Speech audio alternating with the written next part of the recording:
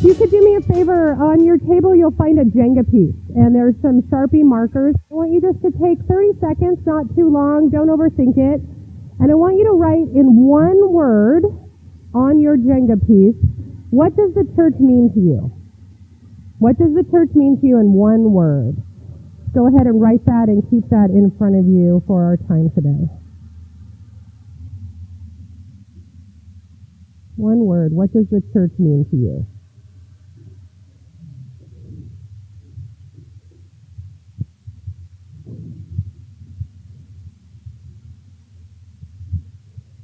In March of 2013, I attended one of the 1001 Worshiping Community Assessments. I was invited to fly to Atlanta, Georgia, which was really fun. I flew to Atlanta, I met with wonderful people, and I went through this assessment on whether or not I would be good at new church development. I wasn't looking for a new opportunity or a new call. I would say I was mildly asking questions, mildly discerning my next steps.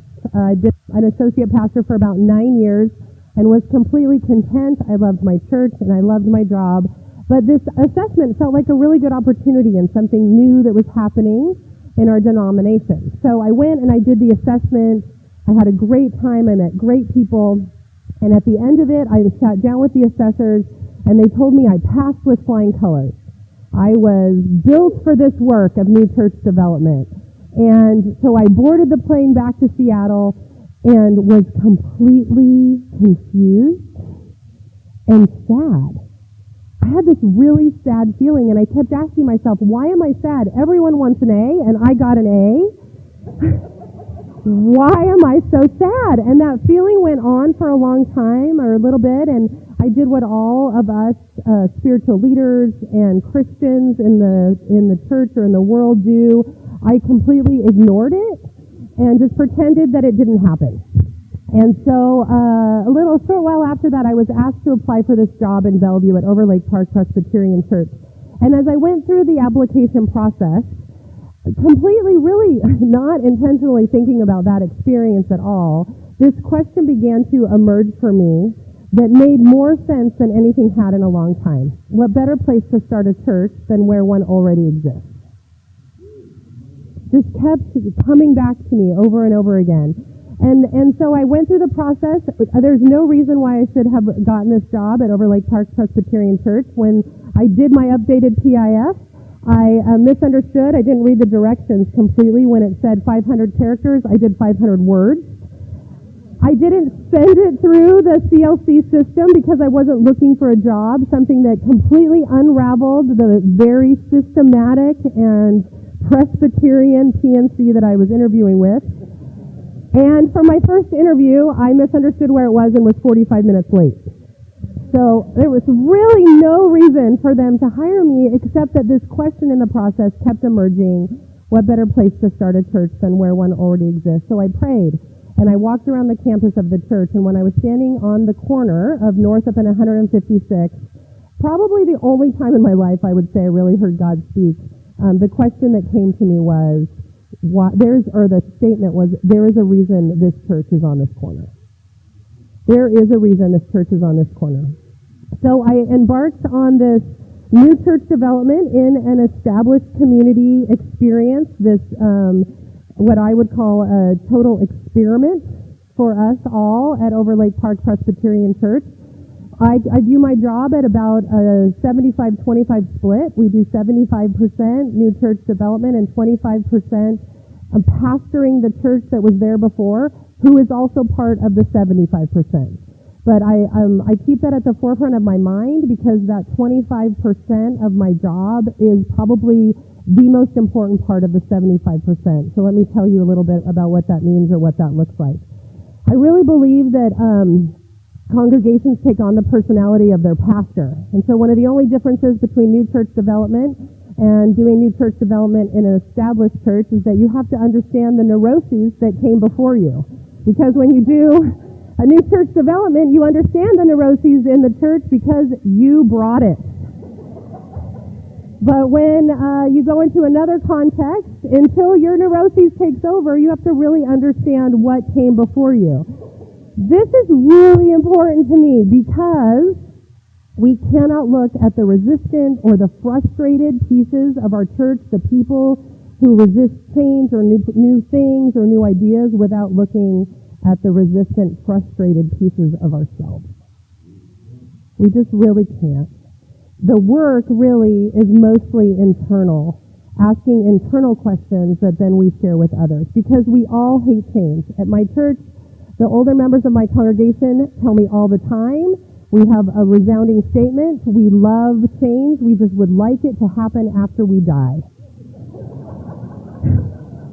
And we are honest about that, and we talk about that, because we do all hate change, right? Which is really bad news for us, because God's in the business of transformation. And you can start a new church, you can do a new thing, and within 2 weeks, you are dealing with change again. We just cannot get away from it. We all hate change, and here is why. Let me show you a brief video.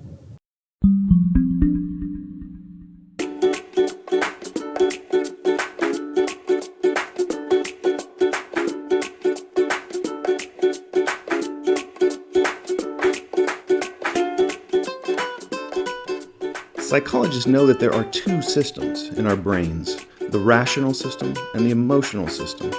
Jonathan Haidt, who's a psychologist at NYU, came up with a great analogy for these two systems. He said, think of your brain as a human rider atop an elephant. The rider represents the rational system. That's the part of us that plans and problem solves. The rider might do some analyzing and decide, hey, I want to go that way. But it's the elephant, representing the emotional system, that provides the power for the journey. The rider can try to lead the elephant or drag the elephant, but if these two ever disagree, who would you bet on? The elephant has a 6-ton weight advantage, and it's exactly that power imbalance that makes adopting new behaviors very hard. If you want this duo to head a new direction, you also need to think about the path, which represents the external environment. This duo is more likely to complete a journey if you can shorten the distance and remove any obstacles in their way. So bottom line, if you want to lead change, you've got to do 3 things. Give direction to the rider, knowledge of how to get to the destination. You've got to motivate the elephant, which means tapping into emotion. And finally, you need to shape the path to allow for easy progress. That's how change happens. So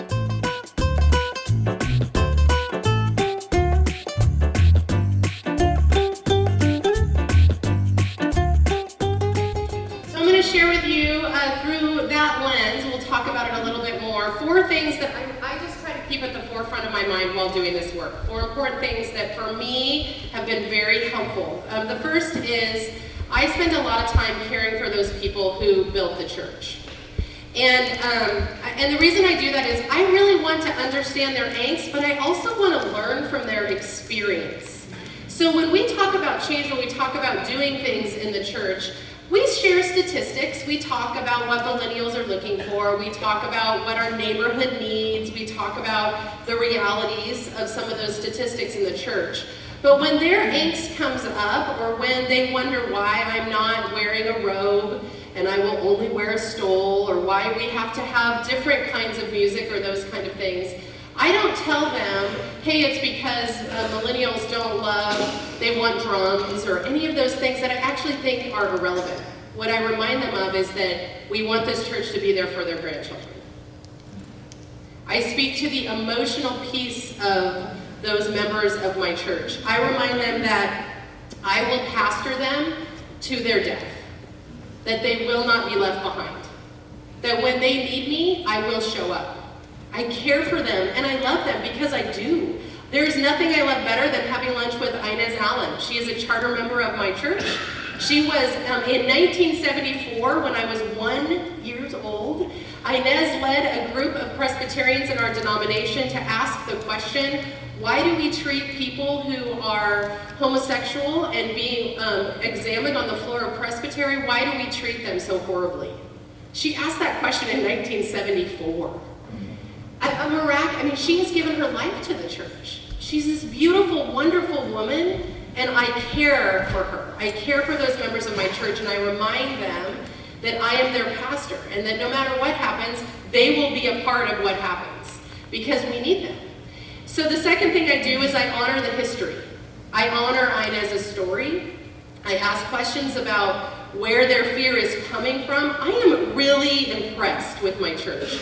Before I arrived, during the interim, they had an I Love My Church campaign and raised $300,000 to redo every furnace, every wall with paint, every floor with new carpet of the entire church, so it will be ready for something new with a new pastor.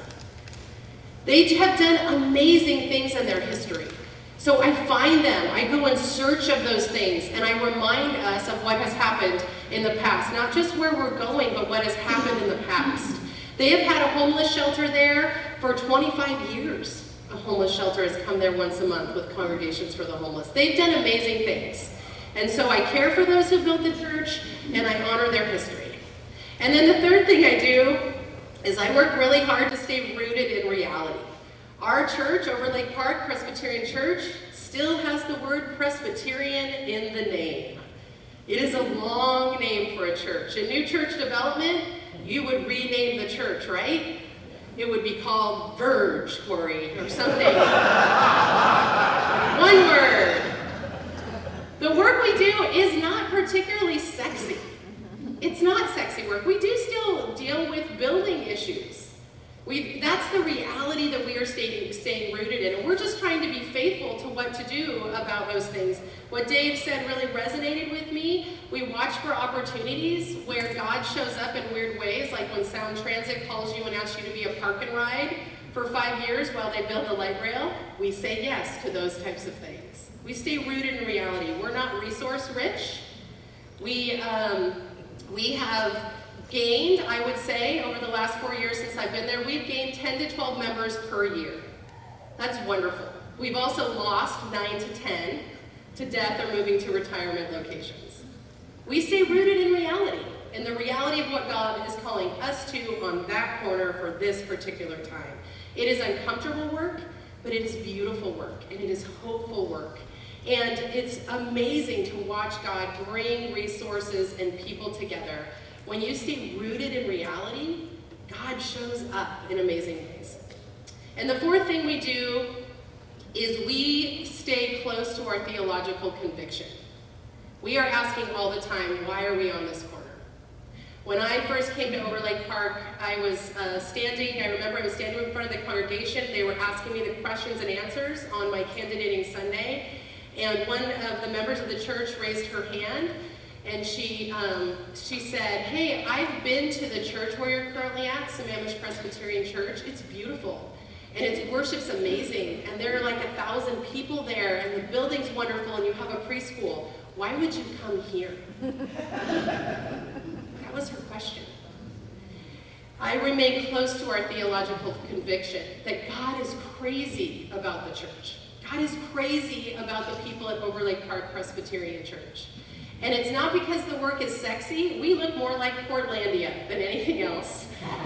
It is because God loves God's people. And when you are faithful to God, God shows up in ways that you would not expect. I believe that. I hold John 15:5 really close to our minds all the time. Abide in me. Abide in Jesus. Because apart from Jesus, you can do nothing. I think that's really, really true.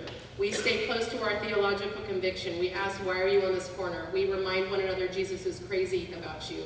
And the reason that I do that with them is because I really believe that God is doing a new thing in the church, and that we cannot leave behind those who have gone before us. They are a part of it.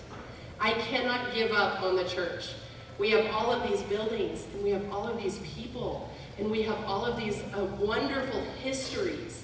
And I firmly believe God is using all of those to do a new thing when we pay attention to it, when we lean into it, when we trust in it and we have the hard conversation, and we remind ourselves that we want this place to be here for our grandchildren. So I want you to take your Jenga piece, and I want you, in our time together, you can share a little bit about why you wrote what you wrote. But the reason I had you write on this Jenga piece is to remind you that God needs every single piece and part of the church. And because Jesus is the foundation, there is no way this thing can crumble. And so we might as well build as strongly and as inclusively and as joyfully and as riskily, which is not a word, but I just made it up, as we can. Because God is doing a new thing all the time. It will not crumble. And you are part of it, and what you're doing is part of it, and all those people in your church is a part of it, and all those people that we wonder, how are we going to move them? How are we going to move these churches to the next place? They're a part of it. They have a story to share, and they have a piece in the puzzle.